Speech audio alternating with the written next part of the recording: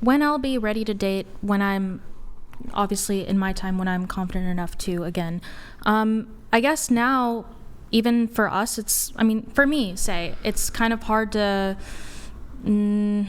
know where to go or how to meet someone without being online, because I think it has taken over a lot and kind of almost had us depend for our sort of social habits now. We'll be like, not really confident enough to come up to someone and talk to them in person because of that social anxiety. And so then I guess you're more confident behind a screen, right? But if you do want to find someone in person and not on an app, you don't know if they'd be on an app or not. So how did you find someone that was of high quality that wasn't on an app, and where do you just go to? Where do you go, and do you go to like a cafe and like come up to them? And he finds a God-fearing woman. And I'm just curious, as we are a more. Brian knew the answer. I'm just curious, Brian knew the answer, then he would package that answer and sell it for millions of dollars, and every man on planet Earth would buy it. Nobody has any idea. I guess I'm just curious, as we are a lonelier generation now. I guess. I want to get right back to the actual conversation that was occurring, instead of like, just FYI guys, we're going to be here for very long if we kind of like get into these like derailments every time. But where do I go? Where do women go? What do you recommend then? If someone's ready to date and they don't want to go on are you in college? Yes. You're kind of in like, there's really no better time. I guess meet someone there, right? Yeah, you could kind of like linger around after class a little bit. At least from the girl's perspective, a guy can't do this, but you can kind of, I guess a guy could do too, but he would have to take the proactive role of approaching. You can kind of linger a bit. You can linger around campus a bit. There's certain like activities that you could become part of. Clubs. I think dating apps are like pretty dog shit. Clubs at there's some like, you can find good people on dating apps, but like you have to kind of like shift through quite a few people. So do you think it would be kind of normal if you were, I guess, because I don't think it's as common anymore as someone will just approach someone and say, hey, I think you're really attractive, are you whatever? So do you think it's normal to just, I guess, befriend someone first? Maybe if you're in the same major, or if you're whatever, just to be friends first and then go forward with seeing if you're interested in each other? I don't believe in the starting off with friend shit. I guess how would it work then? My personal take on this, whether you're a man or a woman, like there need to be romantic undertones from the get-go. Like I don't believe in this like let's be friends for 3 months bullshit. So then who would where do you find high value women? Because that's probably where I am anyways, so I'll just be there. Where do you find high value women? I think that's what her question was, is where you find the high value women. My question with that is, okay, then if you're saying if you recommend me doing that at school, who should approach who then? Because I guess if as a socially anxious, more like society, as we're all on our phones, I'll look and everyone is on their phone too, including me. So well, like there's the gendered answer, and then there's also like the person who goes for what they want answer. So regardless of your fucking gender, like if there's something that you want in your life, you fucking go for it. So like all this bullshit about, the guy should approach, like, so you don't think it's awkward if a girl approaches a guy? No, in fact, your success rate as the girl approaching is going to be orders of magnitude higher than if a guy is trying to approach the woman. I guess it takes being, I've been like rejected a few times when I've come up to people, but I guess it just doesn't, and that's made me insecure in a way to like not come up as well. But I guess if you're saying, so I would say though, generally speaking, like as a woman, your success rate is going to be like way higher if you are approaching men. In addition to this, even if you do get rejected, typically men are going to be way more kind of accommodating. They're going to be way more polite. Like women are pretty ruthless typically when it comes to rejection. Like sometimes women can be kind of diplomatic when it comes to rejection, but other times, even if you do it in like a super polite way, they can still like, and doesn't always look good. When I've been rejected, it was awkward, but you know what? That's okay. Like you move on. Do you want some like just just a personal, brutal honesty? You sure? About Well, I mean, look, okay, I'm not talking about me right now. I'm not good enough right now to be walked up to and everything like that. But when I do look the part and I'm that way, yeah, I mean, like, look, the reality is you seem like a really pleasant girl. I'm sure like a lot of guys, I mean, I don't know you that well, but you seem kind of pleasant and all that sort of stuff. But I mean, when it comes to like, I think when it comes to you taking charge in terms of approaching men, like I think guys are pretty guys are kind of physical, so like I mean I think it would help, like maybe look, I need to lose a couple pounds too. I got dad bod right now. I gotta lose like 30-40 pounds. I think it would be helpful if you're gonna take the initiative. Like I'm gonna get fucking, if I'm trying to approach girls, I'm a little chubby right now, I'm gonna get scorched up. Same with you. Like if you're trying to like do cold approach, you gotta like, we both gotta lose a bit of weight, you know what I'm saying?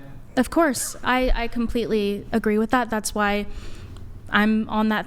I don't mean to waste as much time, but I'm saying that it may be uncommon to say this, but yeah, I mean, as someone that, you know, as fat and heavy as I am, it's chill.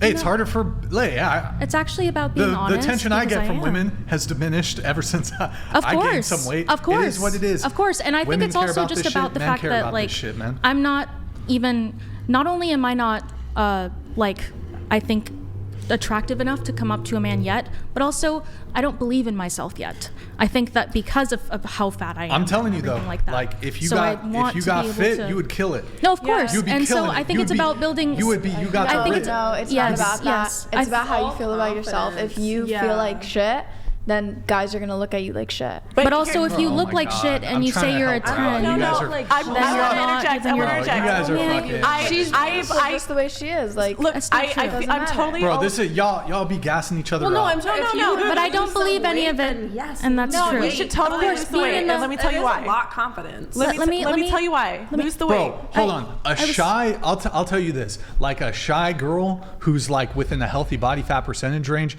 is gonna like.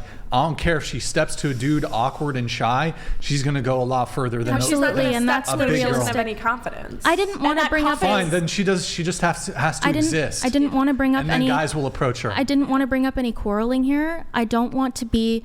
No, you're chill. Look, I understand what I am, and I think it's ugly, and I don't. And also at the same time, because you're not. I don't. Being at this point in my life and looking and being this heavy, it's not just about how I look. It's about the fact that I am like, it's just not a happy life being this heavy. You're out of breath when you walk up a set of stairs.